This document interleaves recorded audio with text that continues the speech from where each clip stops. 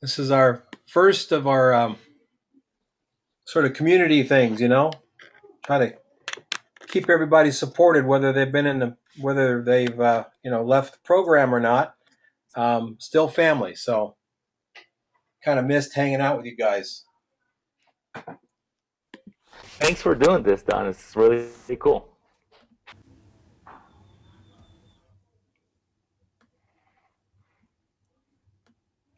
So how are things up there in Santa Cruz, my friend? It's been sort of varying. I just took my dog out for a walk and it's overcast, but can't complain. No, no. Um, well, you've been a shooting fool too.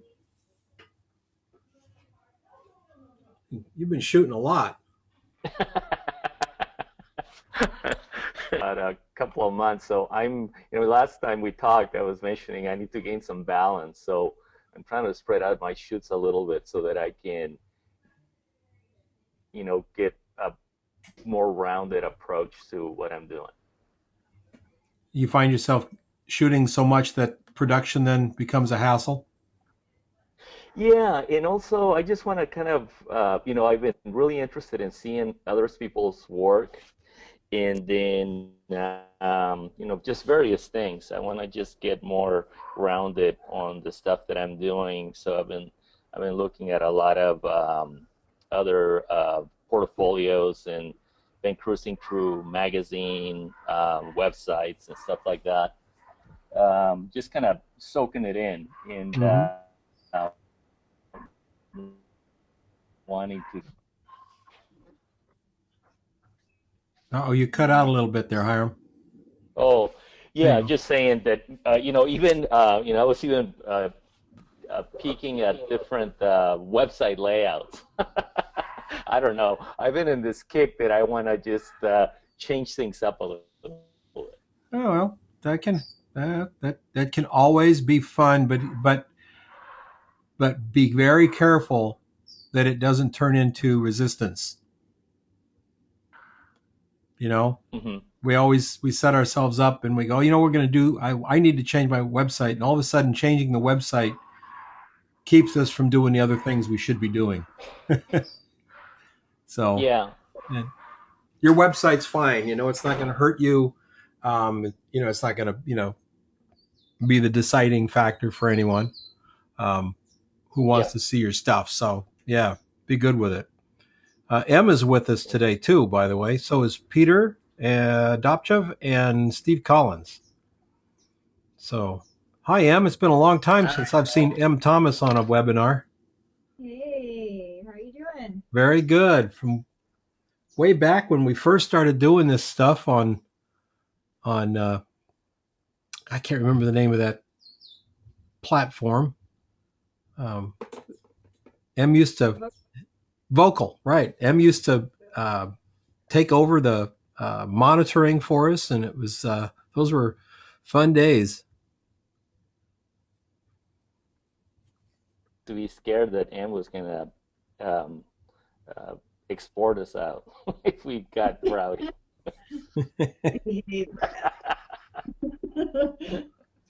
So Emma's moved to you're out just outside Nashville now. Yeah, I'm about an hour south. Okay, you're not in Franklin, are you? No, I'm in a little town called Shelbyville. Okay, It's about 30 minutes from Murfreesboro, which is about 30 minutes from Nashville. okay. And I understand it, there's a isn't there a country western song about Shelbyville? Uh, I think I think I I think there I is. can't imagine. I don't know. This place is pretty interesting. It's a really small town. It's only about 10,000 people, and about 50% of those are immigrants. So I can't really think of anything really interesting enough to make a song about it, but I guess anything's possible. Dear, they make songs in Nashville about 20-year-old pickup trucks, so Yeah, it doesn't that's have to be true. that interesting. There's a song about my pickup truck. Daniel Fenwick's joined. Dan just joined us up here from Reno. Hi, Dan. How you doing? Doing good. How are you? Very good. Well, we had 20 people sign up, said they'd be here. I rarely get everybody who signs up and says they're going to be here, but it's nice to see your names up there.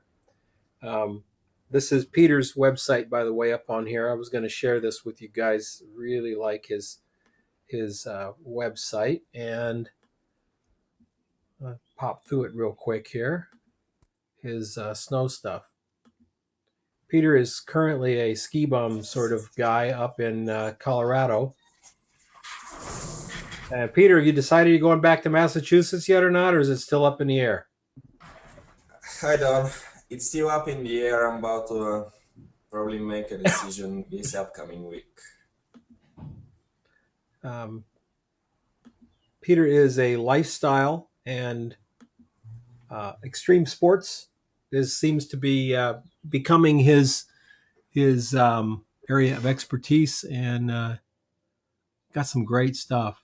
Now, Peter, were most of these done in this past year there in Colorado? Yes, pretty much so.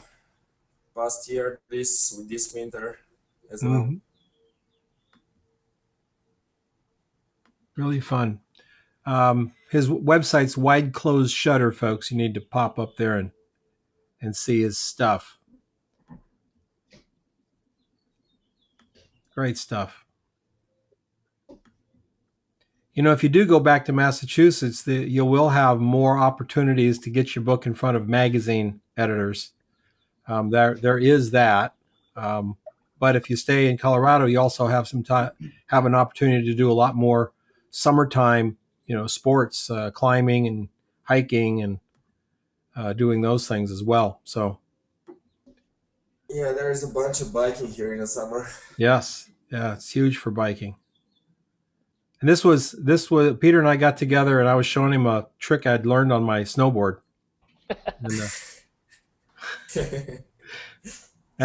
actually, I think this guy was just hit by a car. I think that's what happened. Oh, I always look at stuff like this and I go, so how the hell did you practice that? What was the working your way up to flying and spinning in the air? It's always really fun. Bruce Bully joined us, and so did Greg Kindred. Hi there, Greg. How are you? Um, and Bruce as well. All right, and then um, Hiram. Where's your newest stuff on here, man? If you go into people in the different portfolios, I guess, I'm People kind of three? behind. Yeah, if you click on those, then you'll get a different slider. All right. Yeah, see, this is a side of you I don't see very much. Yeah. Oh, really nice.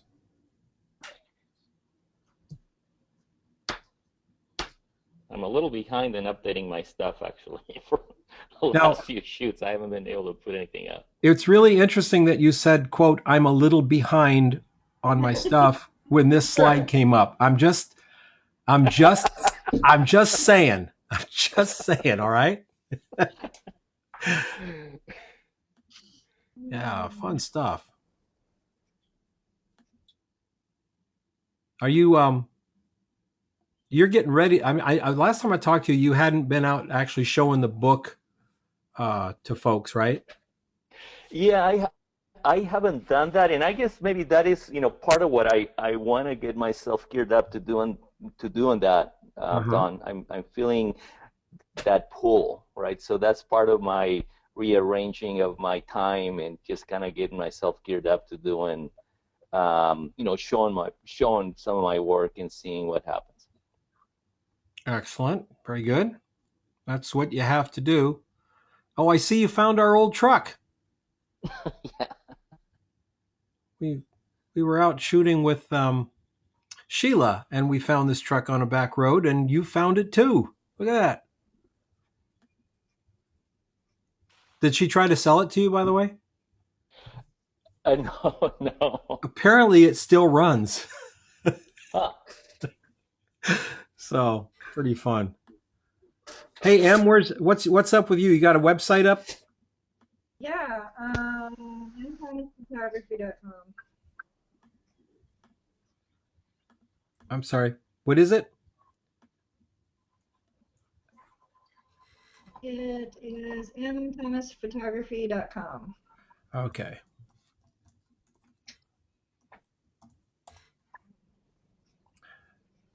And what are you doing these days?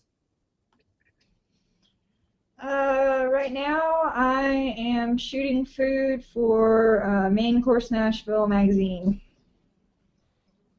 Cool. Very cool. Kind of hard to slow this thing down, isn't it? There we go. Yeah, Um, yeah. well, uh, my mantra for getting started is to take every job you can get, whether it pays or not. Take every job and get the tear sheets and get the experience because it's invaluable. It's very difficult these days for photographers to get that experience any other way because you're not in a position where you can, drop everything, go to New York and assist somebody for 2 years. Right. Where usually though these experiences, that's where you get them from assisting somebody somewhere else. M, M, are you there? Yes, I'm here. Gotta fix this guy right here. Yeah, that dot. Yep. We can't get it any other way than going out and doing it. And so whether you get paid or not isn't important. What's important is getting the experience. But are they paying you at least a little? They have plans to. The editor said they're gonna try to start doing that by I think it was the end of the summer, but she mentioned the earliest would be May.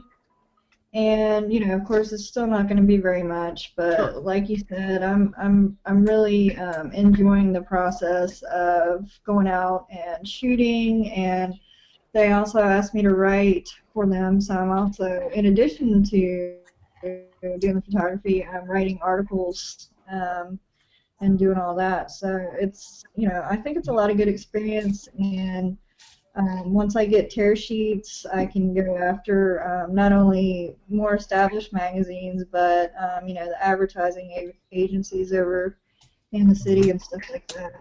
And all the people that you shoot for, I hope you're gathering those names as well, Yeah, so for that you sure. can, go back to them. Hopefully, they like what you did for the magazine and want to and pick you up and have you shoot for them. So, Yeah, magazines get you the introductions. one of the things that I'm finding interesting, I can't remember who, I think I was talking to Nick the other day. The bakery that I just shot a couple of weeks ago is a really well established bakery, and perhaps this is what leads to the fact that she said that she hasn't spent any money marketing for after years. She said that she spent like zero. Okay. Em, you're breaking up really bad. Hang on just for a second. Um, it's scary to think that you know Yeah, hold on. Um, I'm going to go down here and kill my Skype. And I think, and that one. Anything else open? All right. Em, you are really breaking up there. Are you back? Let me see. Say something. I'm here. Am I better? Just a little. Just a little. Actually, you know what I'm going to have you do? I just go ahead and jump out and come back in, okay? And I'll watch for you and unmute you. I think you ended up with a bad track there for a moment. Okay. All right. Um, Who else wants to share? Before we go any further, are there questions? Are there Before we go any further, are there questions? Oh, where'd you hello? go? I'm just Gary, I'm now you're getting back. yeah, I'm getting feedback. All of a sudden I got feedback. I don't know where it came from. Well, Um, somebody's got a mic open. yeah. If you're not chatting, turn your mic off and then you can always hit it and jump back in when you want to say something. Um, that's the best way. Otherwise we get crosstalk and chatter and stuff. Anybody well, here's M's back. M, you're back. Okay. Is it better? That's better. Yep. Great. Yep. So what I was saying was the bakery owner said that she hasn't spent any for the past 3 years. So I'm kind of running into the situation where right now I'm just working with really small businesses, Mm-hmm. and I think what will help is once I get to the bigger fish. So Sure. And always remember small fish sometimes turn into big fish. yeah, And you know, um, and meeting those people, always getting references, always staying in touch. These are just things that salespeople would tell you. People who were only in sales, they would say, "Oh, we always ask for referral and always stay in touch." And people you meet along the way, um, always treat them great. I always recommend treating the junior art director on the shoot. Treat him just as well as he treat the senior art director, because every senior art director was a junior art director at one point.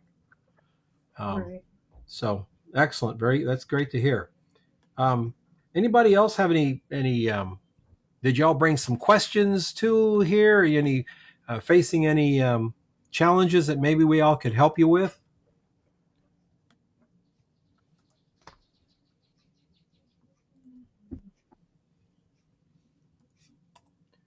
No, huh? That's not Dan's website. Dan, what's your website? Which one are you looking for? Your photography website. Um, my photography website's dfenwickphotography.com, That's right. and the photo blog is adventuresintime.com. All right. And you're I'm getting more websites than I know what to do with. yeah. Uh, and your blog is a food blog, right? Yeah, that's Adventures in Time, Now you don't have THYME.com. that linked from your website? I don't think I do yet. Oh, yeah. I've been bad about that. I think I linked it back the other way. Okay.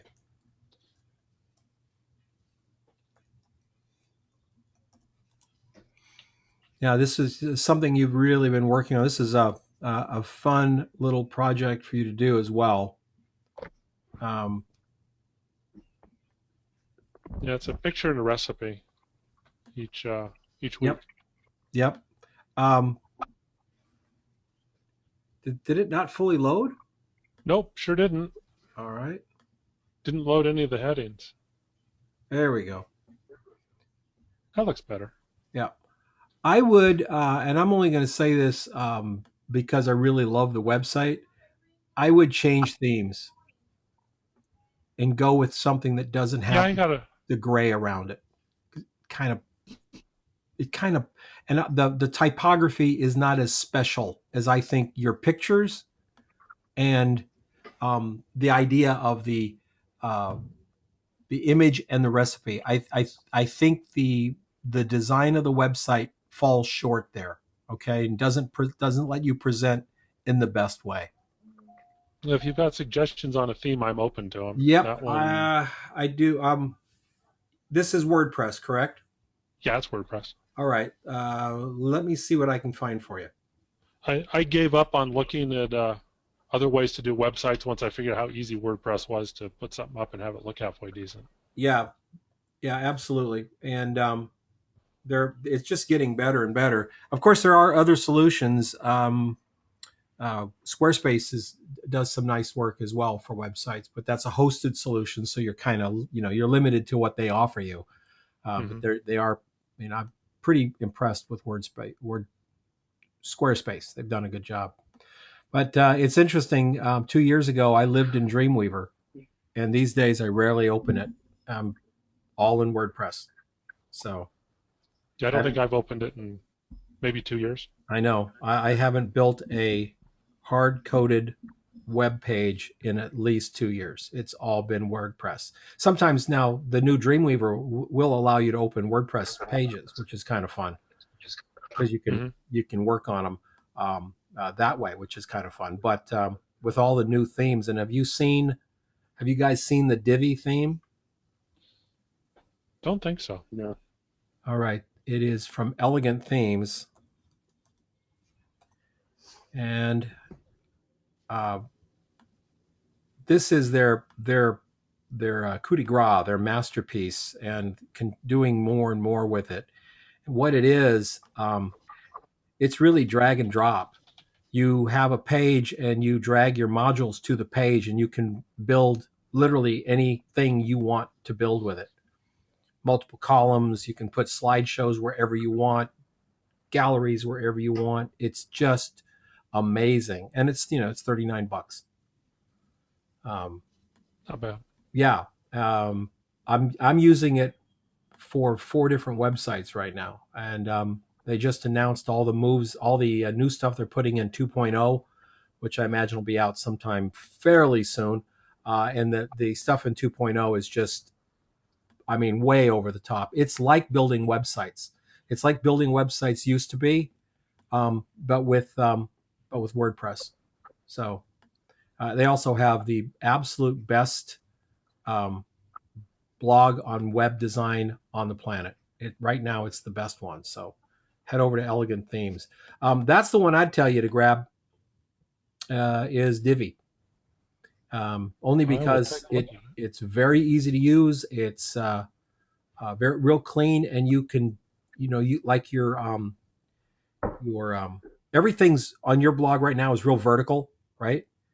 Well, Hmm. with Divi, you can put like all the ingredients in a small column, and then how to do it in the right column, and you can really create pages that are so much more interesting to look at and present. The other thing I was gonna get in touch with you, and now that you're on here, is I would love to see you got the final stuff. I'd love to see you start adding some behind the scenes stuff. How were those things, cut up and made? I mean, the chopping and all that stuff. If you go through there, there's a couple of recipes we Yep, did that with. yep. I think you should do it with. Um, I think you should do it with all of them. there's a cheese one with a lot of step by step. There's a stroganoff one with some step by Mm-hmm. step. Real problem is my kitchen is not conducive to photography. Well, It's yes. kind of ugly to shoot in. Well, you just remodel the kitchen.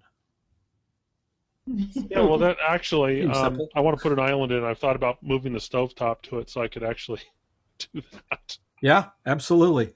And there's always a challenge no matter what. But that it'd be cool if you had all the Hmm. ingredients in a shot. So you listed the ingredients, you had the photograph of it, so you can end up with a kind of a still life thing, and then a couple shots of how to wash this and stuff. So how to prepare that. That would be kind of fun.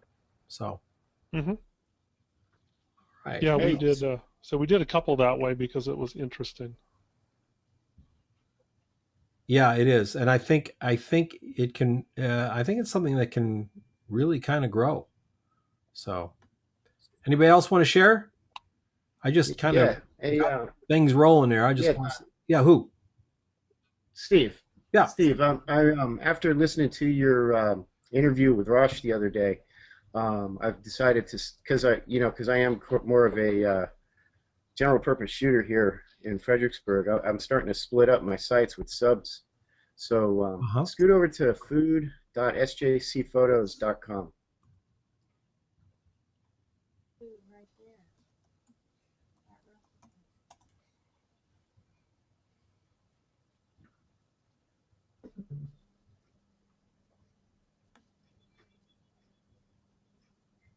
Oh, okay.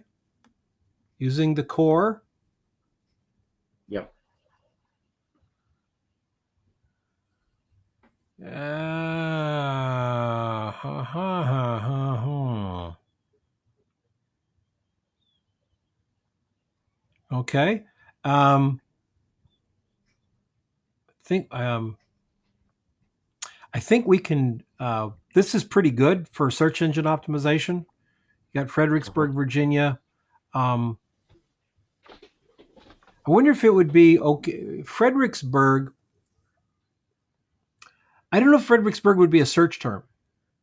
So let's back that up. So maybe Yeah. based in Virginia, because if somebody's looking for Fredericksburg, Virginia, you're still in the search, right? Virginia, the high quality professional classic images of food, food events, and food products. I like that. Let's add beverages. Um, I was going to split out a separate subdomain for beverages alone. I don't know if I would do that. I think I'd keep Oh it on yeah. your food. I really do. Yeah, good Okay. idea. So this you've broken this right out into a subdomain, and now you're running it. You're running it from the same core installation, or did you have to install Uh, I had to install each subdomain is treated as a new WordPress install on it? Okay. Bluehost. All right. Yeah, that'll work. That'll work. That's really Yeah. nice. So far I've done this one. I've done a product, um, and that's as far as I've gotten so far. It's just the two subs. Okay. Well, I'm not sure you need any more than that. What else? What else are you doing there? Oh, I can do Oh, people. tourism, local Yeah. travel.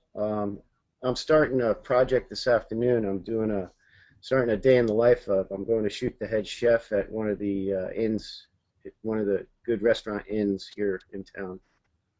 Oh, very So cool. that I don't know where that'll fall in. Very cool. All right. So anybody else want to share anything? We haven't heard from Greg. We Cool. haven't heard Greg Kindred's Thanks. voice in months. Greg, what are you doing, man? What's going on in Kansas City? I got to tell you, it's about the same old thing for me, not of which is a lot of photography, unfortunately. Now, I say that I work, I'm coming up on a convention again, where I'll do a lot of shooting at the convention. And I'm working a project right now. I'm unfortunately at the desk working today, trying to find stock photography. How do you like that? Oh my. I get bogged down in a lot of stuff that does not allow me to get serious into my own work, and it's kind of just stays that way. I hate it. So I come and go out of these things, and I thought, oh, I wanted to tune in today and listen to at least a bunch of the folks I know.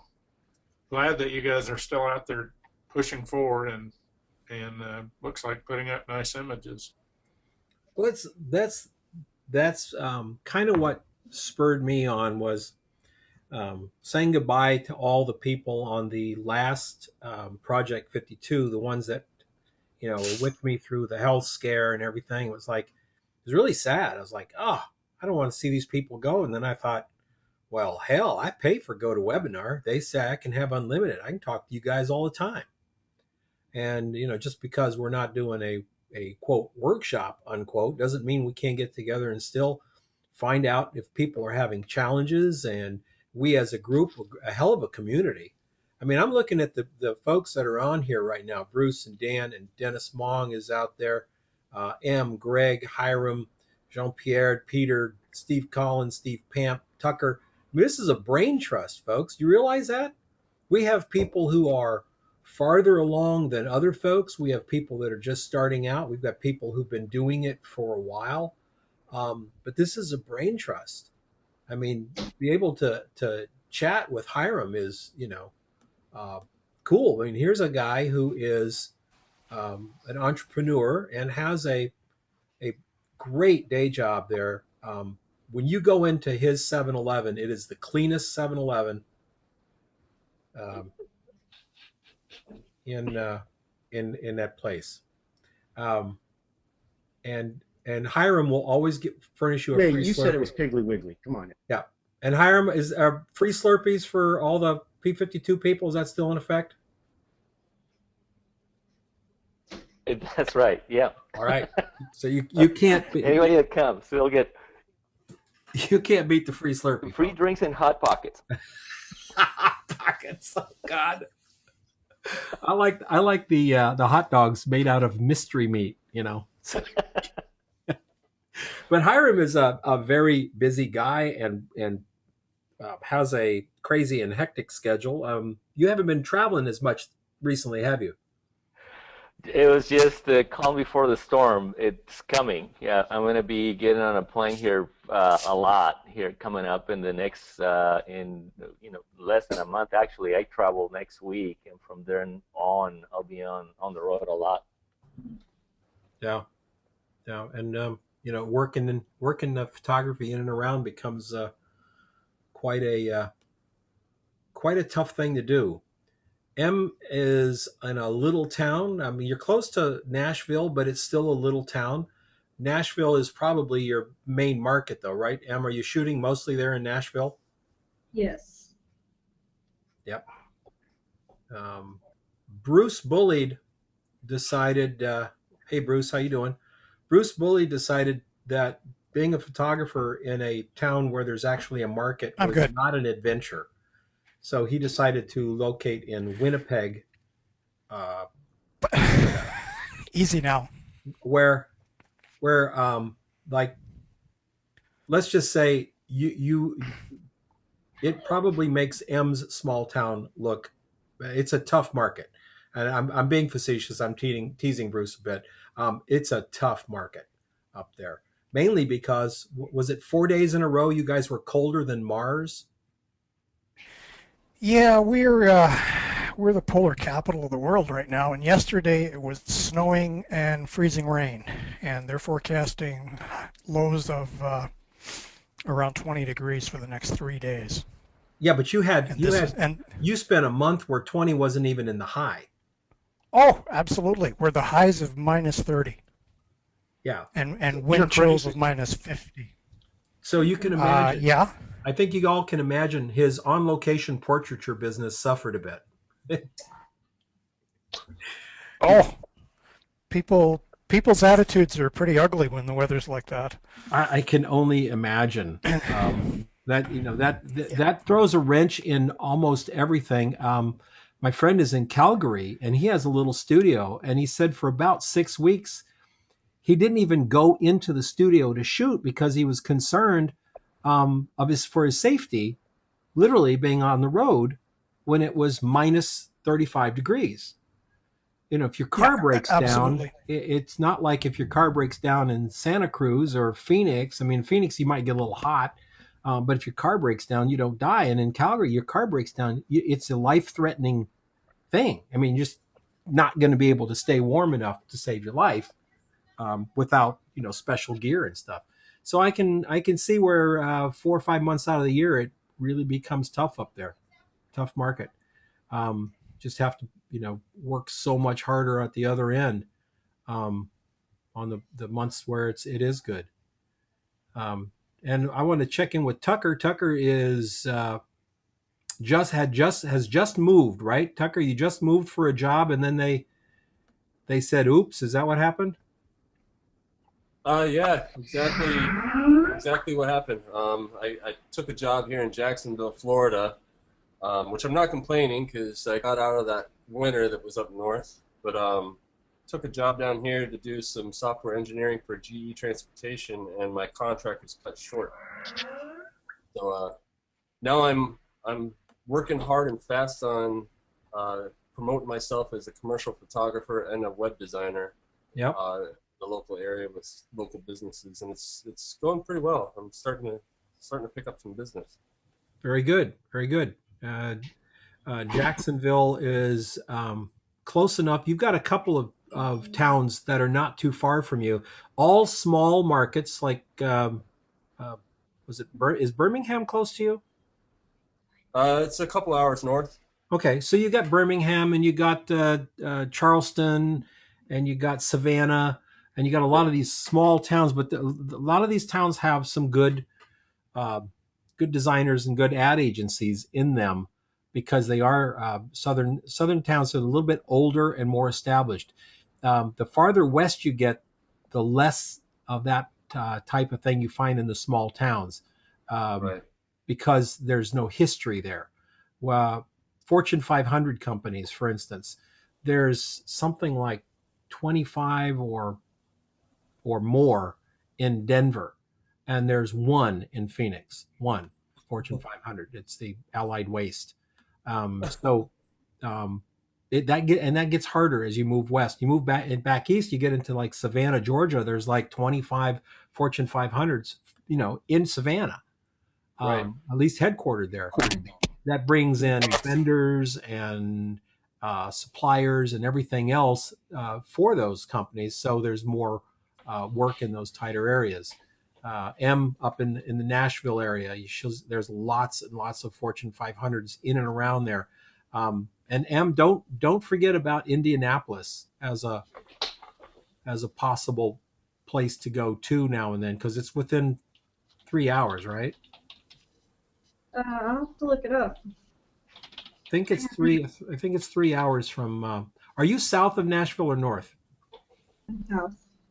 South. Okay, so it'd be a little bit longer, a little bit farther. So, yeah. Hmm. Let's see. Steve Pamp. Steve has joined us too here. So what's that going on with Steve? Can you hear me? Yep. Can you hear me? Ah, Yep. okay. Didn't know if I was me or not. Not a whole lot actually. Doing some personal work.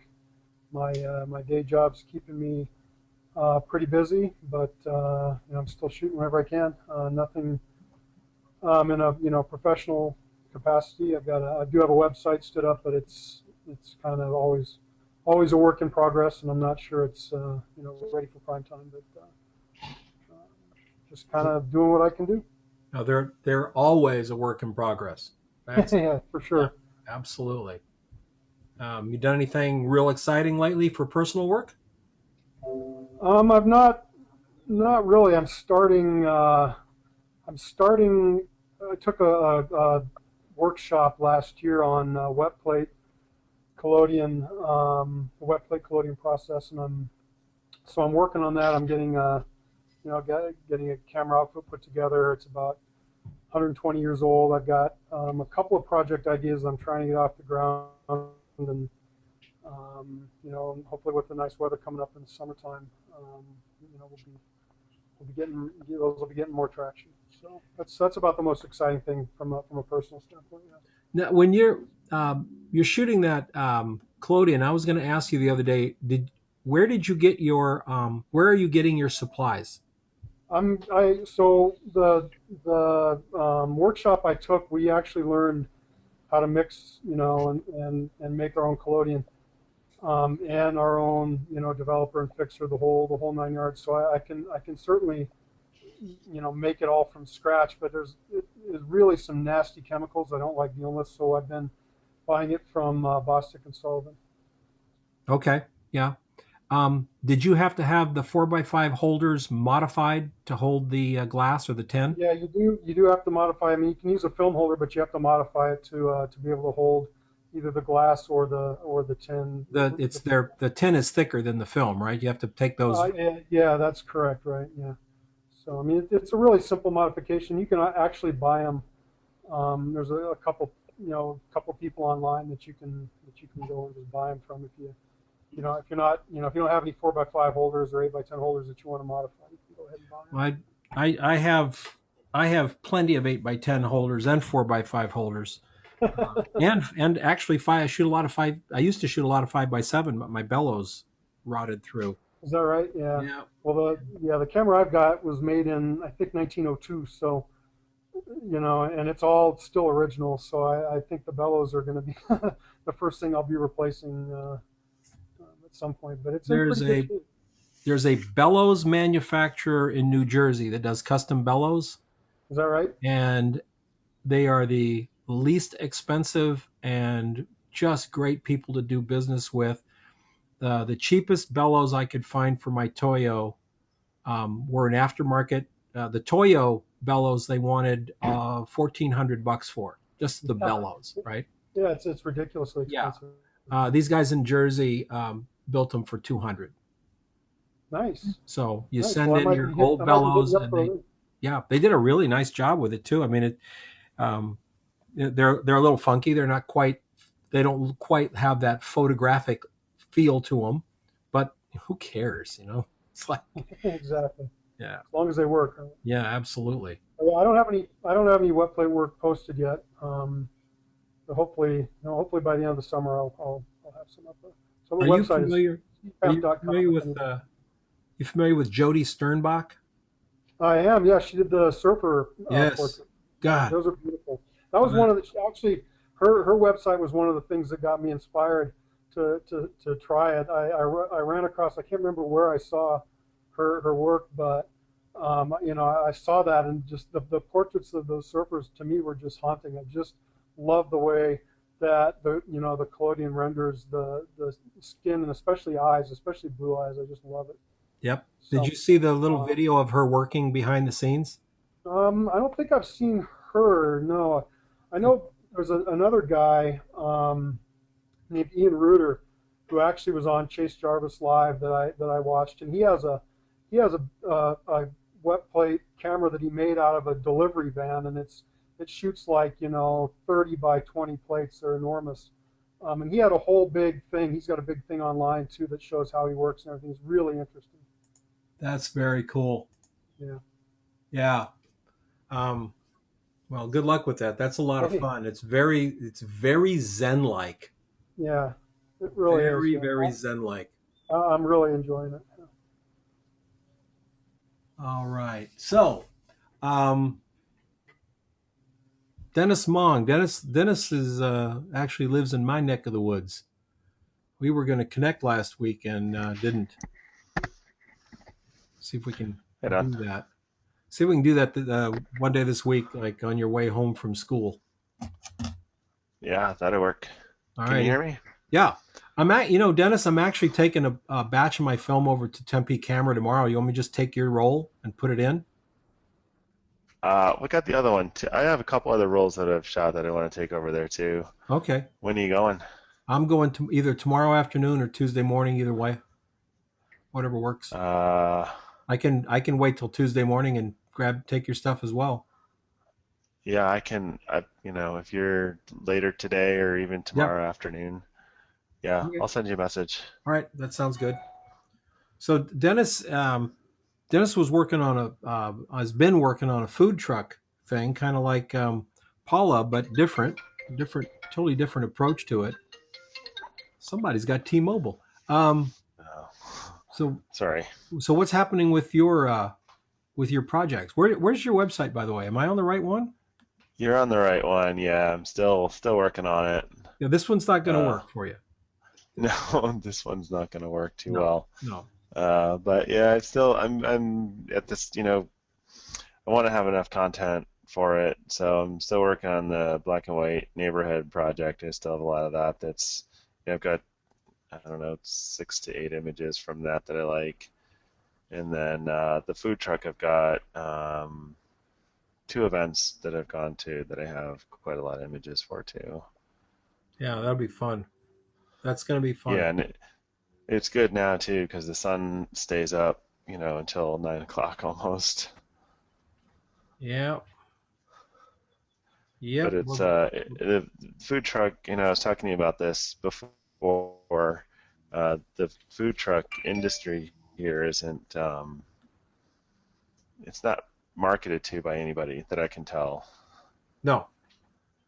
It's And also just now coming into its own here, where if you're back east, like in um, I think when we were in Fredericksburg, Steve Collins was talking about somebody he knew there that had a food truck, and apparently it's quite a big deal in some of these smaller um, cities back in the East Coast and down through the South.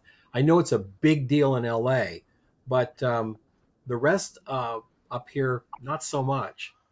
Hiram, are they food trucks big in Santa Cruz? Not in Santa Cruz, but all over the Bay Area. They started, I think, in San Francisco, and they're huge. Everywhere you go, they actually have lots of communities all over the Bay Area will have food truck day. So you can just look up in different places where you can go, and you could eat at a food truck deal every day of the week by driving 10, 15 minutes away from home. And they show up at every event. It's like you hardly see the original ones, the white ones where the roach coaches where you would get, an omelet for $2. None of that. It's all, fancy Korean, Indian, whatever you want, bacon. It's so, if you go to an event, 30 food trucks will show up, something like that. Yeah, let's see that. And see, I come from the area we era when we called them roach coaches. They were just that. I Now, think we still have those here. uh, now You they're see a few, but all these guys are ready to cash in, right? You have some young guy come over, give him a deal, and sell out, so that Paula and was retire. saying. I guess I don't know. Paul was saying in Houston, they not only have the food trucks, they have beauty parlors, manicure, pedicures. There's a guy and a gal that have a truck. They do women's fashion shoes, and they show up at these truck events. And the the truck is all outfitted, and they open up the back, and the women go in and look at the shoes and buy shoes, and apparently do very well with it. So it's an interesting little side part of our culture that I think is growing. I think we're going to see it grow, and maybe a portrait truck. You know, Hmm. Don, the food truck event I went to in Scottsdale a couple months ago, you had to pay $12 to $15 just to get in, and then you had to pay for food and drink and everything else. But the truck that had the biggest line was selling Maine lobster rolls for $20, I think, for one. And they had a line probably 200 people deep the whole day. Good gosh, for $20 lobster rolls. A $20 lobster roll. Okay. I mean, of all the other places you could go for that were really good and not nearly that expensive, the one that everyone wanted was the most expensive thing in the place, and no one was complaining about waiting in that probably 45-minute wait. Wow. Wow. I heard that some of the food trucks over in Los Angeles that cater to the film industry have everything from like street tacos to French cuisine.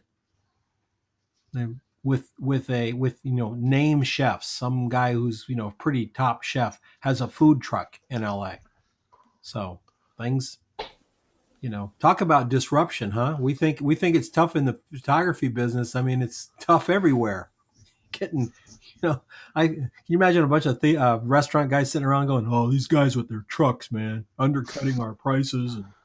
And Actually, that goes on. They're fighting over food trucks in Reno. City passed an ordinance about how close they can have a food truck to a brick and mortar restaurant. Oh, yep. The status quo always fights back. It's never going to be easy. Status quo always fights We have back. a line of we have a line of hot dog carts in the summer, and they get into the same scrap with the city. The city wants to shut them down and move them, and they line up here on Broadway, the business district, every weekday at noon for 2 hours. And every couple of years, the city comes through and wants to shut them down for health reasons. And we got a few food trucks are creeping into it, but it's mostly carts. Carts, yeah.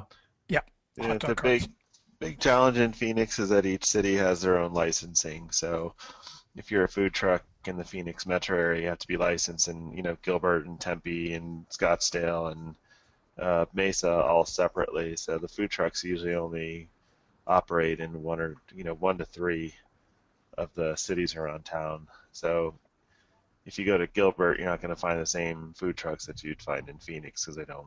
It's too expensive to do it. We do the same thing with schools too. So Yeah. every town has its own school system, so its own supervisor, its own superintendent, its own, the amount of money that we spend on all these separate things is just huge, huge, and it is a pain in the ass, especially for especially if you have well, it's fixed now, but back in the late 60s all the way through the mid 70s, if you lived in one part of town and you had your business in another part of town, all of a sudden the two cities were fighting over your taxes. You had to pay double taxes. And they fixed that now, but those were some pretty crazy times too. So, but it's interesting how these things come about. Um, what are your plans for going forth? We're getting into summertime, um, which means hopefully milder weather for all of us up here in North America. Of course, milder is subjective. It was 98 degrees here day before yesterday, so a little bit toastier than the guys up in Winnipeg and Calgary. But so, what are your plans? What's going on? We'll start with Bruce Bullied. What are you going to be doing once it gets to 30? Actually, it gets warm enough. We can barbecue and maybe have a beer on the deck. Yeah, have a beer. Have a beer without it freezing. Yeah, without it freezing. I got a question. Sure. And anybody can throw in. You've been after me to get a blog going, and I don't know. I find it's like screaming into the wind. I don't know if anybody's even paying attention, but what the hell do you talk about, write about, throw out there? Because I'm just really kind of at a loss. And I've got 4 or 5 things here. I've been making notes as we've been talking that I can get started on, but I just have this huge roadblock. Well, let's see. Peter, are you running a blog?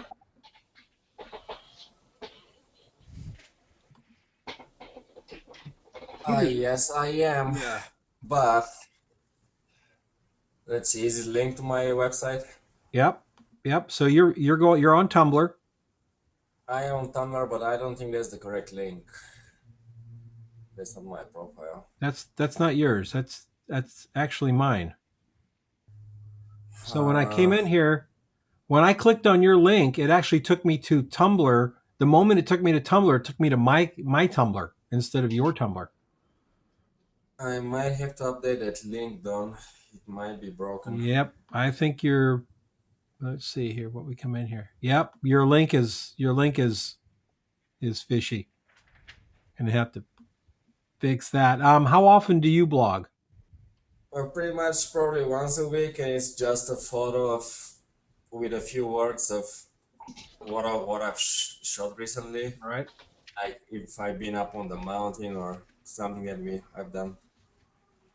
And Dan has been doing this. What are what are you averaging, Dan? About one a week? We're trying to do one every Wednesday. Once in a while, it slips to Thursday. Okay. And I think we're up to 30 weeks straight. All right. Now that down the road here, let's say you have 30 here. When you get to 60, you have a book. And actually, I have a cousin that's been trying to convince me we should do a cookbook. Absolutely. You've got the image, you've got the ingredients and the stuff, the Adventures in Time cookbook. So they can buy the cookbook. You could sell it on your website for $9.99. You could make an ebook out of it and put it on Amazon. And I'm not one of those people saying do that and you'll be rolling in dough in no time. It has nothing to do with that. What it has to do with is building the credibility. Amazon having a book is huge. When you think about the amount of search possibilities, it is huge. So if you had this cookbook up on there, then you become an Amazon author. When you're an Amazon author, you have an author's page. Author's pages are probably one of the premier places for you to gain, to be found, and to gain visitors for your blog and your website. It's premier because why? Because you had to do something to get there. We Filters make things more important. We all know that. We don't really think about it very much, but they do. And the filter of you had to write a book and get it published on Amazon before you could have a presence there gives your what you say more weight. It's a credibility builder. So I Hmm. think that's a fantastic thing to do. You could also then look down the road as a food blogger, look down the road to building more and more of an audience for your food blog. You'll probably be contacted by advertisers who want to sponsor your food blog. Food blogs are huge for advertisers. Yeah, if I They're could figure out how to get more traffic to it, that'd be grand. We do about 20 to 25 views a week on the recipe, which isn't a whole lot. right. Um, that well, if there was magic to that, I would be selling it and be rich. And Yes, um, wouldn't everybody? yeah, but having something on Amazon would help. And the other thing is guest blogging. The food blogging network is extremely wide. Lots of people in food blogging. In fact, I just saw somebody doing a workshop on shooting photos for your food blog, and it was full, and it was very expensive. It was $1,000 for a day workshop on how to shoot food with natural light for your food. Wow. Yeah, and it was in LA, and it was absolutely full. So you can definitely tap into the other food blogs, and that's one of the things about having a better designed website with a food blog list down the side. Food blogs we love, kind of thing. You link out to Hmm. them, they link back to you. You write articles for them. So in one week a month, you do two, one for you and one for a guest blog. And um, and your work, your photography. One of the top food shooters in New York right now, top food shooters in New York, started as a food blogger and grew into it. Here in Phoenix, I'm not going to remember her name right off the bat, but she's a food stylist here in Phoenix. She's always styled food. She became a food blogger with her own stylist. She's now a photographer. She now is getting assignments to not only style the food but to shoot it. So Hmm. there is, food is still one of those genres, folks, that you can pick out, you can pick up and do well with. Stock photographs of food are only used for certain things. Everybody else wants their food photographed. Restaurants, cookbooks, they want their food photographed. Um, so it becomes a measure of working really hard. You should have an Instagram running with your food blog, Dan. And if food is something that you've narrowed down, so this is what I want to do, then you build everything around that food. Doesn't mean you don't still do product and the other things, but you build everything around that food. I would Instagram food, I'd Instagram restaurants, um, trying to become, at some point, the guy who shoots the food. Actually, to the point of when you come in restaurants, the managers come out and say, "Hey, Dan, how you doing?" Because you're the guy with food. You're the food guy. I don't know if there's anybody else in Reno doing that, but that maybe maybe There's a handful of food shooters here, but honestly, I think there's only one or two that I would have to consider competition. Most of them stink. there you go. So Um, honestly, I look at the food, I don't want to eat it. So that, yeah, well, yeah. yeah, That's my goal with the pictures. I want to look at the picture and want to eat the food. right, Even right. the handful of recipes on here that my wife really liked, and I looked at and went, I'm never going to eat what's in that. I still wanted the pictures to make you look at it and want to eat it. Oh yeah, well, I'm that way with sushi. I love photographs of sushi. Um, I'm not that crazy about sushi. But when I look at it and it's presented really well, I'm thinking I could try that. And then they say, well, these are eel eyes. Well, I'm not going to eat an eel Yeah, eye. thanks. I'll take another picture. Thank you. Thank you very much. That's a good looking eel eye. Or Yeah. my Yeah, my favorite. wife likes sushi. I eat the tempura. Well, the sushi I like is the California rolls. Cooked Yeah, she shrimp, does too. avocado, and rice. Yeah, I'm down with it. That's about as sushi as I get. But that's a fair thing, and that's something for M to think about as well out there, and also Greg. Greg, you shot food um, for Project 52, and you did a pretty good job with it. Are you continuing down that road, or is it just not there for you? No, I haven't shot any food in quite a while, really.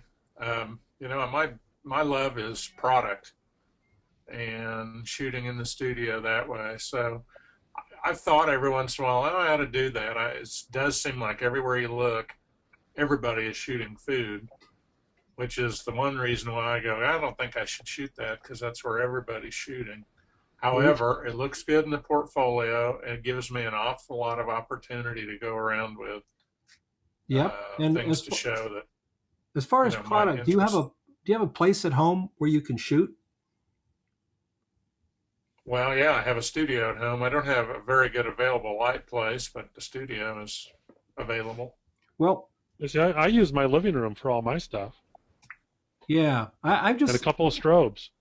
I think if you got a place, M, do you have a place at home where you're shooting? Just usually in my dining room. There's four windows. It's a really small room, Uh-huh. and so I just use natural light for that. Now, do you use it also as a dining room? Um, well, we originally did, but we're kind of, we kind of eat wherever we go. Good. 'Cause what I was going So, to say, if you've got a little room with all that natural light coming in, I'd say, you know what, folks, eating is now done in the kitchen. This is my yeah, studio. This is where you can leave your stand and your boom set up overnight if you want to, you know, and just have that little place. And Greg's got a studio at home.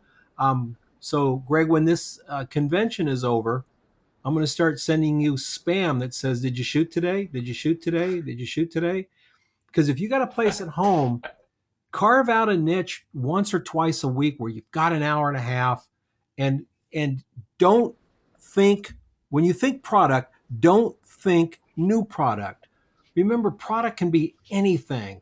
I mean, it could be a collection of old beer bottles that you picked up along the train track one day walking the dog, and you bring it back and photograph it. I always remember Rick Rusing's beautiful still life shot he did of a bag of rotten apple cores that was in the alley behind his studio. He found his bag of apple cores. They were rotting. He brought it in the studio and did a magnificently beautiful still life of it. And you think, if we overthink it, we will always have resistance. We'll always say, "Oh, I would shoot, but I don't have a new iPad to shoot. I would shoot if I only had some cool jewelry to shoot. I would do it." You know where you can get cool jewelry? Goodwill. It's funky. It's bizarre. You can find 15 items to shoot at Goodwill, um, and then just basically take them back and donate them again if you want. Yeah, you won't be out very much. What's that? You won't be out very much. No, and same with thrift stores. Where you can find something in a thrift store that is pretty cool. Why not? Grab it and photograph it, and wouldn't it be fun to do a tie shoot of all the bizarre ties that you find at Goodwill? Because you can find some incredibly bizarre ties at Goodwill. I always remember when you're looking at those really bizarre ties, like with the hula person. Somebody actually bought that tie at one point and went, "Wow, only $29. I gotta have this." Yeah. Well, Or they Don, gave it to Dad for Christmas. Yes, or they gave yes, yeah. Don, So I mean, our whole eBay store is based on that model right there. that's right, Dennis. You find things in thrift stores and then resell them through eBay, right? Pretty much, yeah. We're trying to not do that anymore, but if anybody has a desire to shoot some old stuff, you can come to my house and shoot all day if you want. Yep. Now, We cut piles of it. why are you not doing that? I mean, you actually do pretty well with it, don't you? Financially, We it's do okay with it. It's just very ungratifying work. It's a lot of man hours for for what we get out of it. ah, So it's tedious, and then there's no finish line. You know what I mean? So when you get paid in small increments, yeah. throughout the day. So it never feels like a payday. But it's too time consuming for what it is, really, I think. Yeah, I have a friend, Adam Nolmeyer, used to go, and he had a deal, consigned old instruments, and he was doing very well. He actually sold Neil Peart's drum set um, Wow. about 6 or 8 years ago. The drum set he had used for 2 or 3 albums, and I was under the mistaken impression that he actually had it here. I just wanted to go and look at it, like rub up against it, hope a little Neil Peart rubbed off on me, kind of thing. But no, they were actually in a warehouse in New Jersey. But he had it all automated. I'm sure you do too. He had all these weird programs running that would automatically do this and do that on eBay. And No, not we don't have too much of that actually.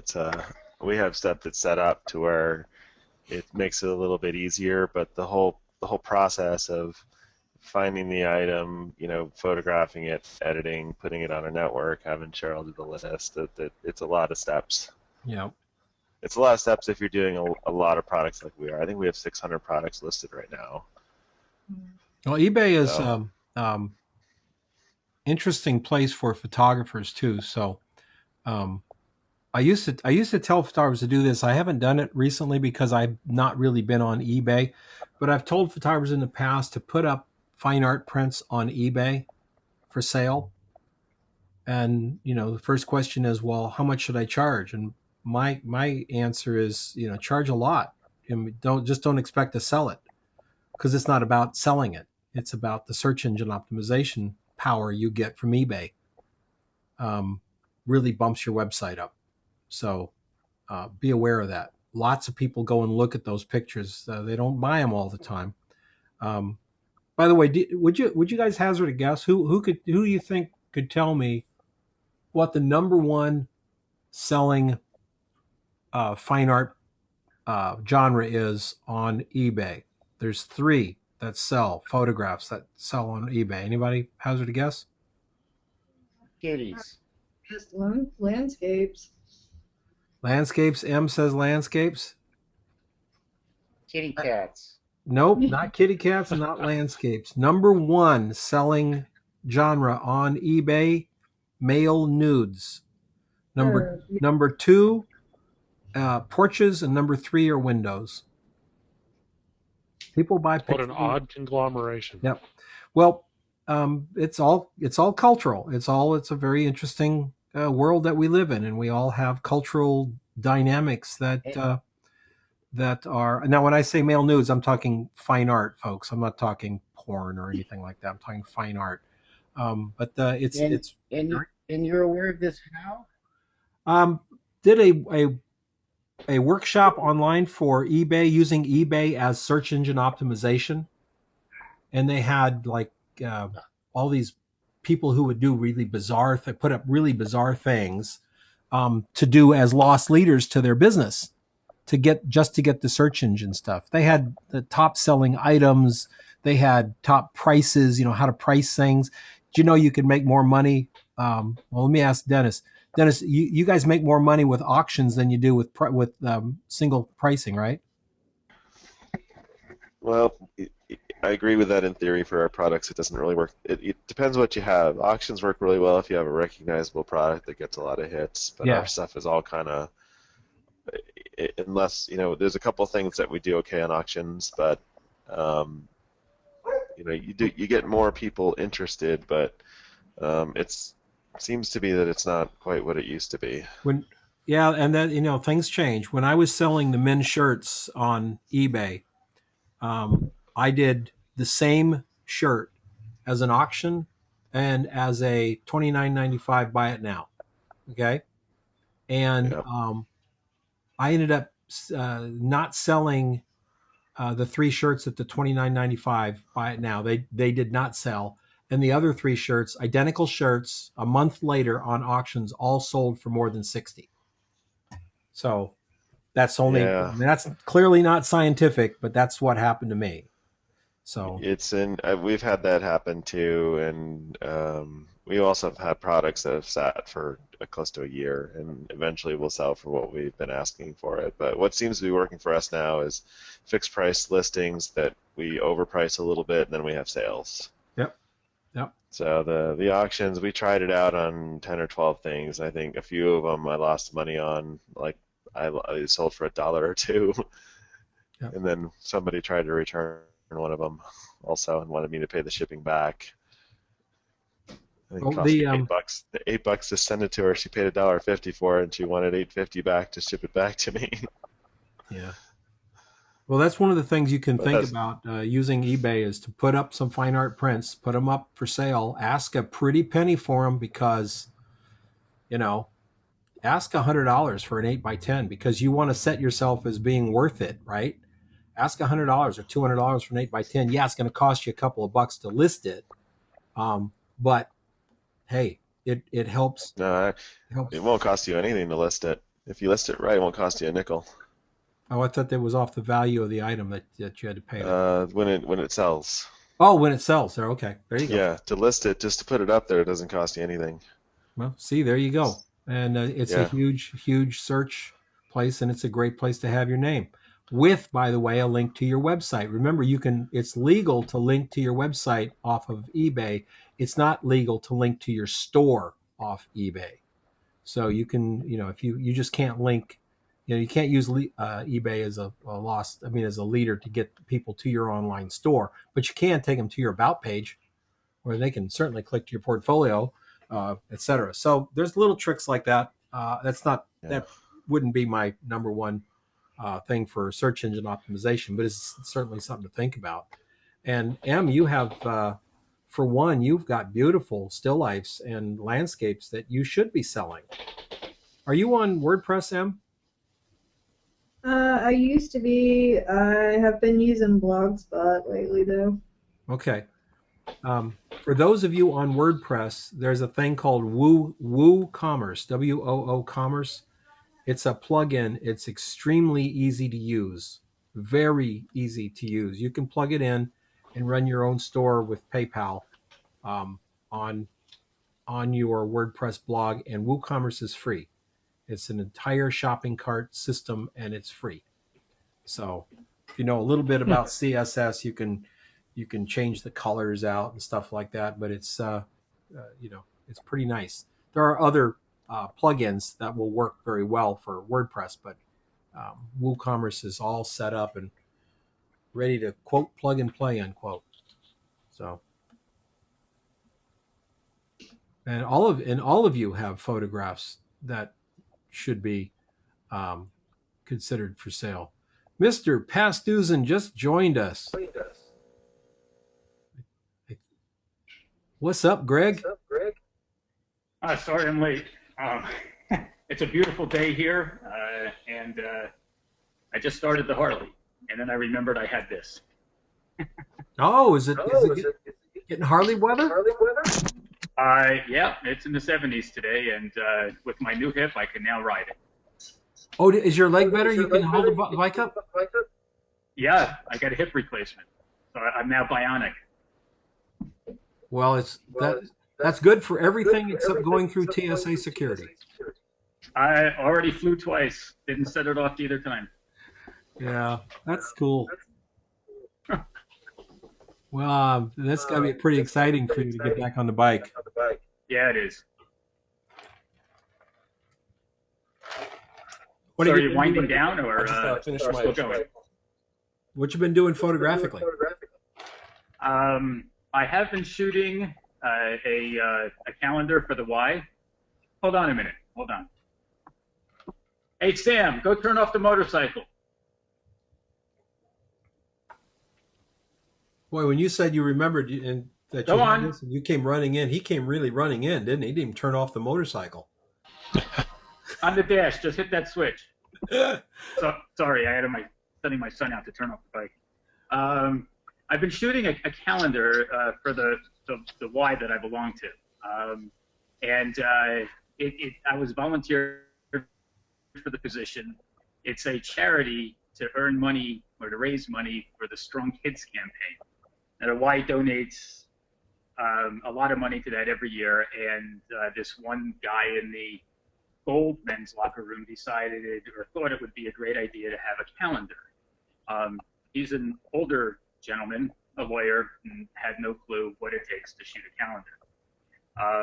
So for me, it's been a lot of fun because I've been arranging, all the people that had signed up for it, planning the shoots, shooting it. In the beginning, I was dealing with a lot of people that had time on their hands, so it was like their day off or something. So I'd spend a lot of time shooting them. And then as it got further on, many of these people, they would come to the Y at 7 o'clock in the morning and be out by 8 to go to work. So then I found myself going in, setting up the lights, shooting them, whatever they were going to do, get a couple of shots, and they were gone. So it wasn't like spending, 20 minutes to a half an hour with them, getting 80 shots of trying different things. All right. So for me, it was kind of like, what happens when you go into a editorial shoot and you've got 15, 20 minutes, 10 minutes with somebody. So some of the pictures are pretty interesting. For me, it was very enlightening. I kind of got back into, I got the muse back in photography a little bit. Recently got together with a young actor who was looking for headshots, so I kind of made a deal with him that I'll do some headshots with him, but then he's got to work with me on lifestyle shoots and stuff like that, so he readily agreed to that. Nothing profitable yet. Well, it comes and it's about getting that snowball starting to roll down the mountain. Yeah. So I will probably publish or put out some of the shots of the calendar that I did for the calendar after I finished them. I had given them a number of shots to choose from. Dealing with a nonprofit organization is probably like dealing with the government. So waiting for them to figure out which shot, I decided I'm just going to go and choose the shots, give them to you in a pull format, and then they're going to deal with it. There has to be some writing on it. The people are writing these testimonials about why they go to the Y. And I shot it so that they could overlay an opaque, let's say, rectangle on the side of the picture, so that they could put the words in there. So they're thinking of other things. So I'm just turning the pictures, the images over to them, let them do what they want with it, and that's it. I'm done with shooting. So it was it's been fun. And then the other thing I do, like I posted, I when I travel, I just got back from a tech conference, and I only took a 20D with a little 50 millimeter lens, and, because I knew I would be in seminars or workshops for most of the days. So I took that, and whatever I shot, and we took a walk. That was it. I carry it in my car, just taking pictures of anything. Probably only because I haven't gotten used to the cell phone as a camera. I mean, I use it, but it's not something I, sit there and go, oh, look at that, boom, and shoot it. Unless I'm shopping, then I start taking pictures of mannequins, shots, stuff like that. So. Sure. I'm the same way. I love playing on Instagram, but I always forget to take pictures with my cell phone. I have to remind myself. Yeah, and I was trying to get some shots up on Instagram, just like on anything, to make it either a daily or a weekly thing, just to shoot something and put it out there. And even then, most of the time, the cell phone sits on a table by the door, and I don't carry it around with me. if I'm out in the car, it's like I have to get into that consciousness that and a GPS. Yeah. So, are you looking? You're looking for an Indian? Well, yeah, this is the you guys are my brain trust. Let me tell you something. I'm writing a novel that's sort of um, based on my medical thing here. I'm gonna mute you, Greg. We're getting no, All it's right. not Greg. No. Oh, it is Greg. Hold on. You mute yourself, Greg, because we're getting a feedback. All right. There you go. I'm writing a novel. It's kind of a road trip novel, discovery, um, personal, whatever. It's based on my little medical scare last summer. The thoughts I had then, thoughts I have today, and it is a novel. It is fictional with some, you know, some of my thoughts about life and stuff wrapped into it. And the title of the book that I really wanted to do is called "The Old Indian and Me," and I like it because initially it's going to cause people to go, "That's politically incorrect," and which of course you all know I am politically incorrect, and then of course then show them that it's not politically incorrect because I'm talking about an old motorcycle. I like the idea of the old iconic motorcycle, the Indian. It wouldn't, as much as I love Harleys, it wouldn't work. The old Harley in me, because old Harleys are everywhere. Indians were only made from 1948 through 1953. That's pretty much the life of the Indian motorcycle back then, and only in 50 to 53 did they make the big motorcycle, what we call the classic V-twin motorcycle. And that's the idea of the book, is that I take this bike and I take a journey, and I want to include photographs in the novel.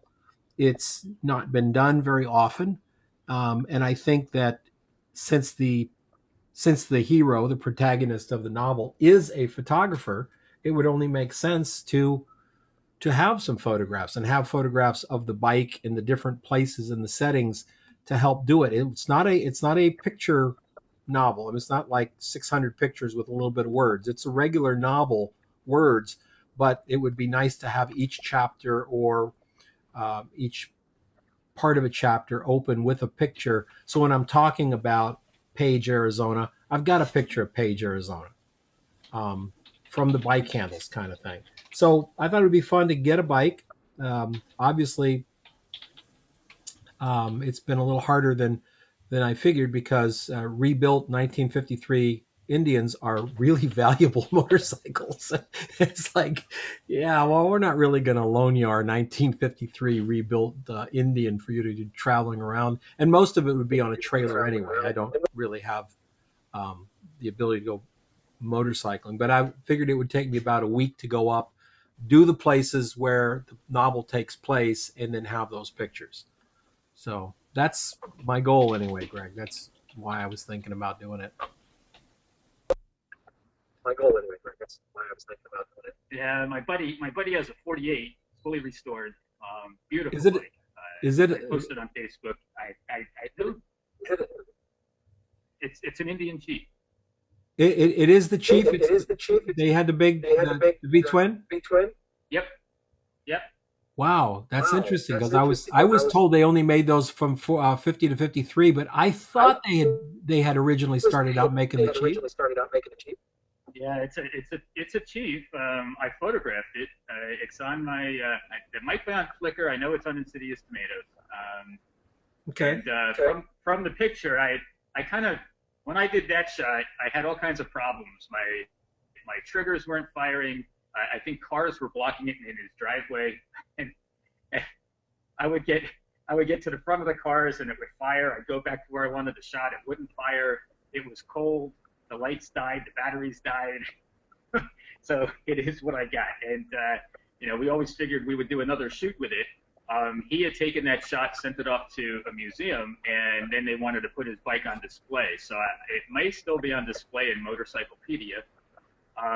He is a collector of sorts, so he probably would sell it. But again, you're probably And then he's also in New Jersey, so I'm not sure that he would put it on a trailer and drive it out for you. If this was my fifth novel and I was a millionaire, that might be different. But it looks like they made those clear back into the 20s, Don. Yeah. Say it again. It looks like they made the Chiefs with the V-twin clear back into the 20s. Yeah, Really? Indian Motorcycle started around 1905, I believe. Well, that's interesting. Where did I get that idea? They only made them for 48. Nah. Well, in 1950, they enlarged the motor. I found a Wikipedia article about them. Yeah, that's where I thought that's actually where I thought I got my stuff. They were founded in 1901. All right, there you go. Oh. I always figured having one of their World War II military bikes would have been fun. Well, if you're ever in Springfield, Massachusetts, there is an Indian museum there. In the Indian factory. Four cylinders? Wow. Yeah, well, the new Indians are absolutely gorgeous motorcycles. But well, you could always do what they do for Captain America. Get somebody with a new one, because they sort of look almost the same. They have the valence fenders and they're big. Find someone with a new one, put it on a trailer, take it around, and for the most part, people reading your novel aren't going to know. I mean, look at Captain America. Yeah, but boy, am I inviting some serious hate on the internet. Yeah, maybe. Okay. The folks who love their Indian motorcycles are going to take me to task. I mean, I'd have to be. I'd get email on if I had the year wrong. So, but that was my thing. Em, you should be selling some of these photographs. Absolutely. And the nice thing is it doesn't cost you anything to list them. Just put them up on your website, have a little thing for sale, and do it. Don, I had a question about that. Yeah. When you put them up like on your website saying they're for sale, do you print them yourself and mail them off, or do you have them drop shipped from a someplace that'll print them? Kind of a combination. I would make sure that they were being printed to my specification. So I'd have to get one printed first and approve it, and then they would then print to that. That would be their base print. And the people who do that are Artifact Uprising will do that. If you want to sell a watercolor type print, they're more expensive. Not watercolor, Chiclet. Artisan Color here in Phoenix will do that. They'll hold your print, your approved print for matching. So then they match it, and so will White House Custom Color on their art. I believe it's the Artisan series. They'll do it as well.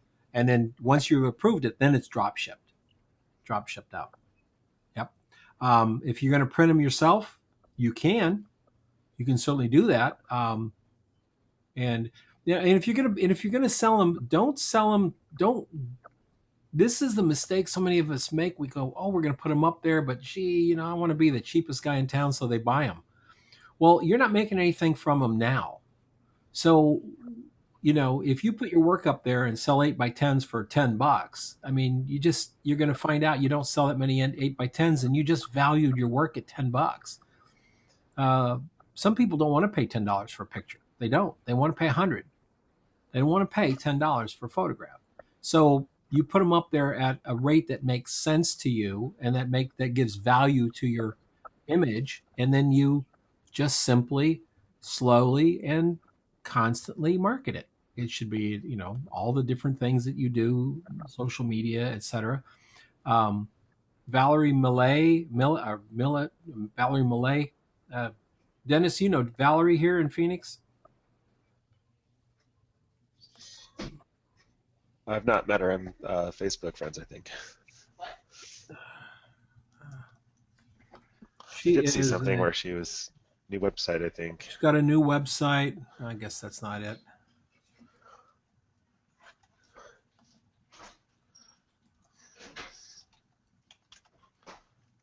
She is a landscape photographer and has really built a um, pretty good following of her landscape work. Is now offering photographs for sale on her website, and she's starting out. I believe her pricing really makes sense. I mean, she's not going to be the cheapest person in town. If you want to buy these shots, you pay money for them. The point is, you may sell fewer images, but you'll make more money, and you are then worth what the picture sells for. Clyde Butcher sells 11 by 14s for $250, and I would, if I had extra $250, I'd buy one. Um, but there's lots of people selling black and white prints online for 10. You just don't want to be that person, because then when you try to get 150 people, why would I pay you 150 when you sold it before for 10? So anyway, Valerie is a photographer here in Phoenix and quite a wonderful landscape shooter. Wandering on the Edge is her blog. So all right, so here's the assignment for next month. I want everybody to come next month, bring a photograph, and let's talk about it. Can be a single photograph, could be a series, whatever. Here's the thing: we're not going to see them before we meet next month. We'll meet 4 weeks from today. We're not going to see the pictures, so don't stick them up on Flickr, Facebook, your blog, anywhere else. We're going to see them for the first time next week here, and everybody's going to or next time we meet, everybody's going to present their little set of pictures and talk about why you did it, how you did it, and what your goals are. This is something I'm doing with you guys, so I really, really want you to take advantage of the brain trust that's here. Everybody here, and imagine that next time we meet, we will have more people. We had a lot of people probably forgot about it, what have you. We'll have more people, but there's a lot of people going through the same things you're going through as you build your business. Those are the things we can talk about and see if we can put our minds together and give you something to think about, or help you out in any way we can. So, anybody want to say some closing words? Anybody have anything to say? A little bit. If anybody's still looking for tablets, look at the new Galaxy Tab Pro or Galaxy Note Pro. Yep. The 12.2s are fantastic. I just saw an article today about how the Galaxy and the new Kindle have really created some heartburn for Apple. I expect they have. Apparently, the Kindle's cheaper. The new Kindle has a better screen than the mini iPad Retina, and I think it's way cheaper, isn't it? Like $300 or something like that. Yeah, the Kindle's cheaper. The Galaxy Tab's a little more expensive, or the Galaxy Note. I picked up the Note because it's got a stylus with it and built-in stylus support. Right. But it is fantastic. The quality of the display is fantastic. It's higher resolution than the Apples. And the what's the Note running? The Note Pro is $699 at the moment at Best Buy. Okay. And that's, MSRP on it's $749. And that's that's 32 gig. Yeah, that's Android. Yeah, and it'll run a 32 gig micro SD card or 64 gig micro SD card as well. So Oh, yeah. I wasn't going to pay him an extra $100 to get a 64 gig tablet. Why bother if you can put an SD card in? Micro Yeah. SD, the little tiny ones Yeah. like phones use. Yeah. The bad thing about Kindles, I have a Kindle, the Kindle for HD. I love the tablet, but it is really limited. There's no slots that you can put a card in. You can't really connect it to anything. You're also limited to the Amazon store, even though it does run Android. You can't get Google Play. You have to sideload a lot of stuff that you would really want. Mm-hmm. It's kind of a pain in the butt. I mean, it's a really nice tablet for what it is, but it doesn't. You can't really do it with it.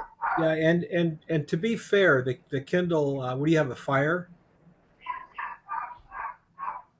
Yeah, I have a Fire. Yeah, it's really a device for um, it's really a device for consuming media. It's not Yeah. really a tablet like uh, the Note. Yeah. My daughter has, last year for Christmas, I got her the Google. The Was it Nexus? Is that what it's called? And I think so. yeah, she's been very happy with that. She's got games and her math flashcards and all those kinds of things. She's been very happy with that. And I got to tell you, we watched a movie on it the other day, and it really does present a nice film. I mean, it's got a beautiful screen. Not Yeah. quite the Retina and stuff like that, but still an awfully nice screen. For I think I paid like $200 for it, so they're coming up as well. Yeah, cool. Anything else? Anybody? Y'all gonna be here next time? We're gonna do this again? I just want to You say, Don, betcha. this is really fun. Thanks a lot for putting this together. Personally, just looking at everybody's work and having a chance to just catch up and hear what everybody's doing is really fun. I think so too, Hiram. Oh, did you ever figure out what you want to do on that workshop? Oh no, well, I mean, not yet, but I want to. I'd like to move that along. Okay. Yeah, and there were a bunch of ideas and some feedback. I'm still wanting to have something that is that caters to people like us, right? That we've gone through the real basics, and that we have a number of people that want to do some portfolio building in a little community, sharing, just have Yep. fun. Yeah. And so I still have that idea in my mind. I think it could work pretty well. I think it could too. I think that there's a need for that type of workshop. I got to tell you, I don't want to teach, beginning lighting anymore. I'm done. I'm burned out on it, and it's less fun than it used to be.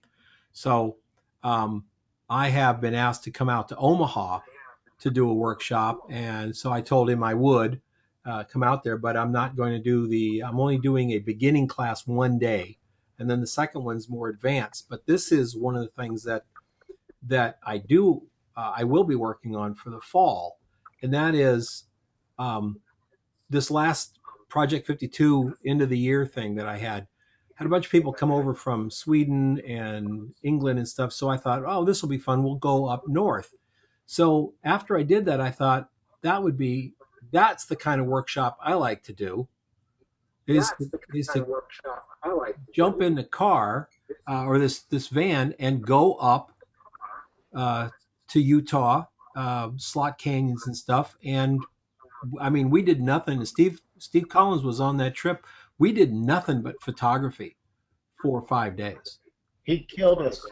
He ran us into the ground. The guy doesn't sleep. Oh my, Don. Seriously, guys, we went and we went and we went, but it was the most amazing trip. Don, I just want to put a bug in your ear. Think Virginia in October for the fall foliage. Okay. Me and Russ Harrison are working on bringing you out here in October. Okay, great, fantastic. Steve is right. We did some amazing things. We caught sundown in Zion and got the beautiful muted colors on the mountains.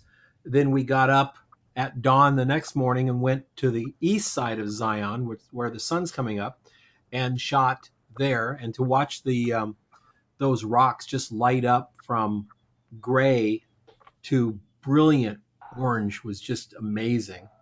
The next morning we got up at dawn, before dawn actually, well before dawn. It was dark. It was dark 30, and we went up and climbed in the dark to get ready for the sunrise at Bryce. And that's a day most of us will never forget. It's really a magical thing to see that sun just come up over those I don't know what you would call them, all those little tiny spires and towers, just amazing. Went all the way up to the top of Bryce where there was snow, and Virginia was shooting fashion, and people were hiking all over the place, and we just had a blast. Nobody's there. That was the cool part. We went in the time of year when no one was there. We just had the whole park to ourselves practically. It was fantastic.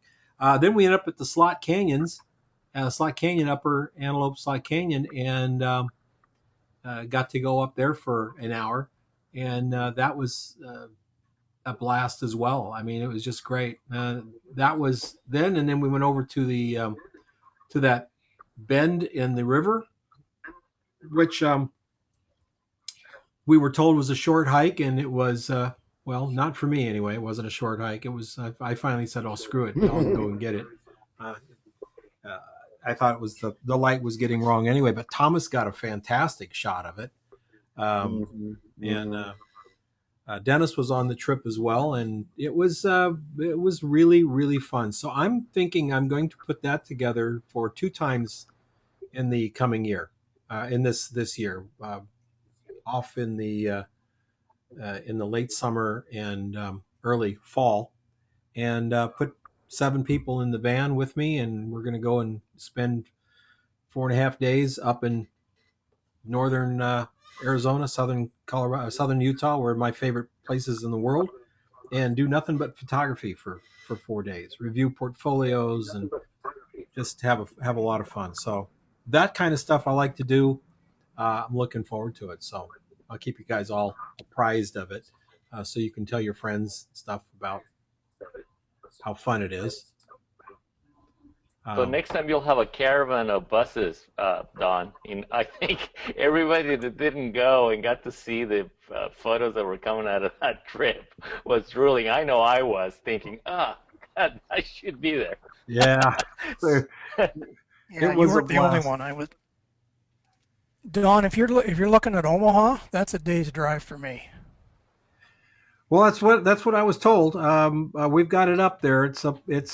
He's got it, posters all over town and the camera stores and the whole bit. Haven't had anybody sign up yet, but it's the May 30th and June 1st. I'll be in Omaha if everything Ooh. goes well. So we'll see. We'll see what happens. May 30th, June 1st. You got a link to anything up there? Hey, Don, I just wanted to mention Eric has been on, and he just texted me saying that he's been on, but he's been muted. Oh, I didn't know anybody came on. Oh, there he is. I have not even that. In fact, that's been closed. Hey, Eric, didn't know you came on. Uh-oh. Dan, mute yourself. Yeah. There we go. Yeah. Eric, are you out there? Eric? I unmuted him, but he muted himself. Eric, you're muted if you're trying to talk. Looks like he may have stepped away from the computer. Sorry about that. I closed out the attendees. I didn't see. I'm texting him right now. Looks like somebody dropped off, and Eric came on, so there was still 13 people. So, Peter, you going skiing later today? Snowboarding?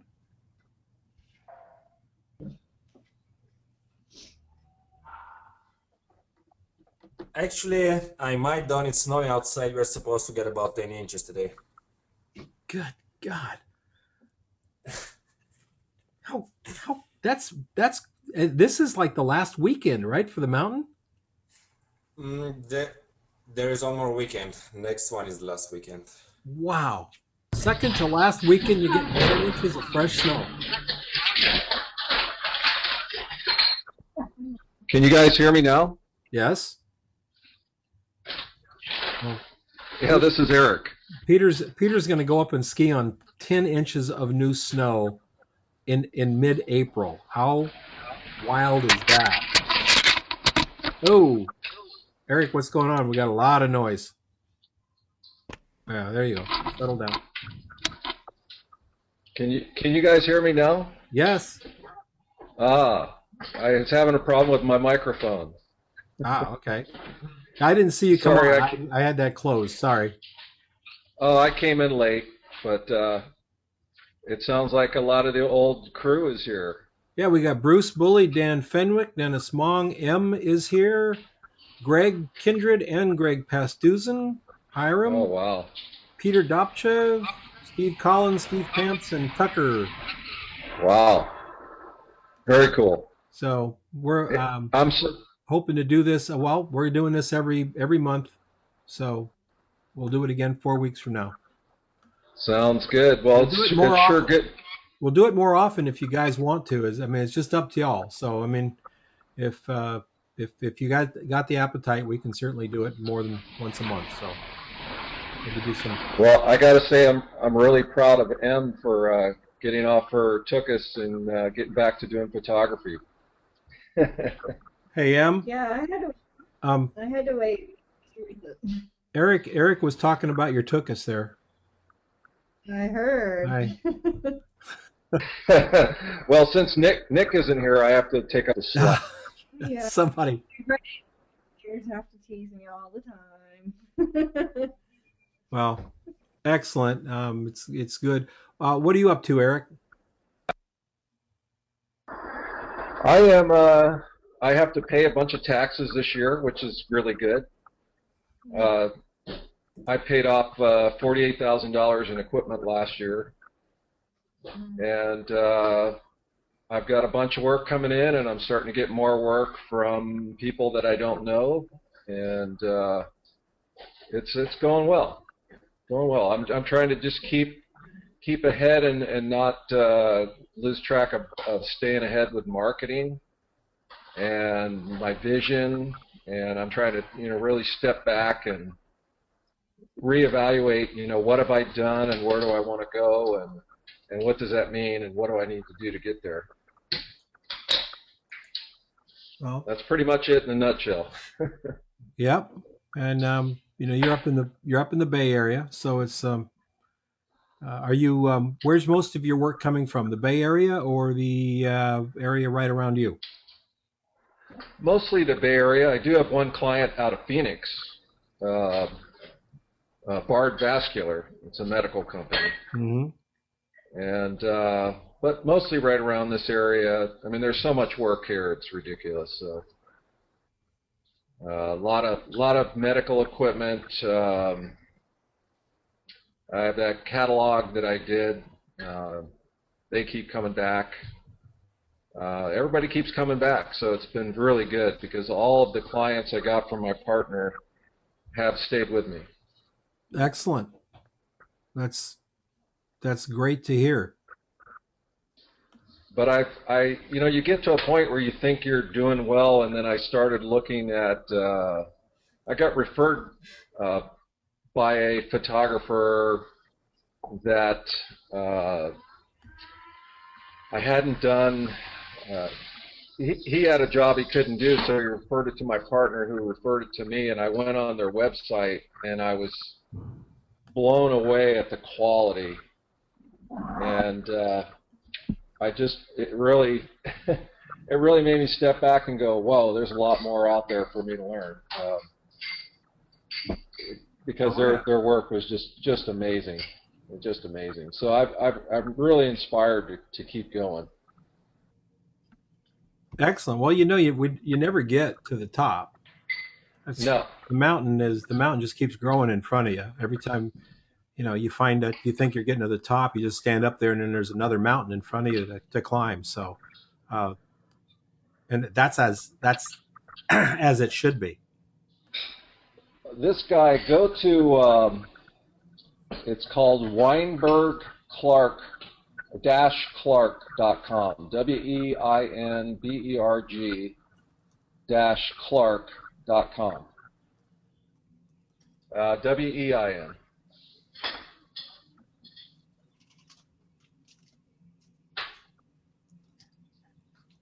Wein. Clark.com, yeah.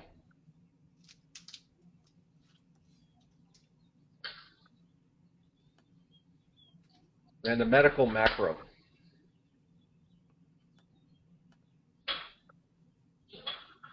These guys do such fantastic work. I just really love, and this is the kind of stuff that I shoot. So a lot of it I haven't been able to show yet, but this guy really takes it another notch, I'll tell you. Wow, nicely done. Gorgeous work. Yeah. That's so funny. This is the stuff that I designed and made. Yeah, that's why I hire him when he comes to my studio. I have to be careful what I show him. Because most of it's every single picture you popped out, I know exactly who makes it and who designed it. Well, this one right here, go back one, Don. I actually shoot for that company. So I've actually been shooting their stuff. So it's kind of interesting that. Yeah, very cool. You mean one with the coil, Eric? Yeah, it's Spiricure. It's a. Yeah, I know exactly who they are. Yeah, I actually shoot for them, and they actually have an implant that they can shoot out on. That's not showing the whole product there, but. That's so funny when I see this stuff. It just. Hey Eric, are you still shooting 35 millimeter, or have you stepped up to 2 1/4? I shoot product with a 2 1/4. I have a D800E I've been using a little bit. But the medium format, I can get the depth of field. I can get a sharper. I can still get a sharper image than and it's a 22 megapixel back with a Hasselblad. But I did some tests last week, and the Hasselblad still wins over the 36 megapixel Nikon. Because I can shoot, like f/22 or f/32, and I can just get a clearer, better depth of field with the equipment. So very cool. Yeah, the rest of their site I'm not big on, but their product really it's pretty cool. One more thing, I'm going to show you guys one more thing before we go here. Did you see that photographer that was linked over at Photo Editor? Ian something did his own magazine. How's this for a self-promotion? He actually had a graphic designer come in and design a magazine for his work and sent that out. And if you want to take a few minutes to look at some gorgeous pictures, he's really cool. This is the kind of thing that always fascinates me. He's a very good photographer, but look at how much work he gets to do because of the place that he is. It's just simply huge. There's just so much work in New York, just so much. Editorial is off the charts. As much the amount of work that he does and can do. It's just amazing. So I guess for me and Rob Davidson and Bill Kohei, there's no reason why we don't have work. Yeah, there is. you're not out showing people your stuff. You're right. That is the reason. Yep. Well, there's always a reason. Sometimes we just don't want to hear it. So, anyway, we'll take a look up there. All right, folks, I'm gonna let you go. Been fun. Thank you so much for coming and hanging out, and we will see you in 4 weeks. Everybody brings a picture or a group of pictures. Hopefully, it's a group of pictures. Do something to surprise us, and you'll do something wonderful for your portfolio as well. So, have a great one. I'm going to record this and put it up on the Facebook page so people can access it and see how much fun we have. And we will see you next time. Thanks a bunch, Don. All right. See you next Thanks a lot, Don. Thank you. See ya. See you now. Thanks, Don.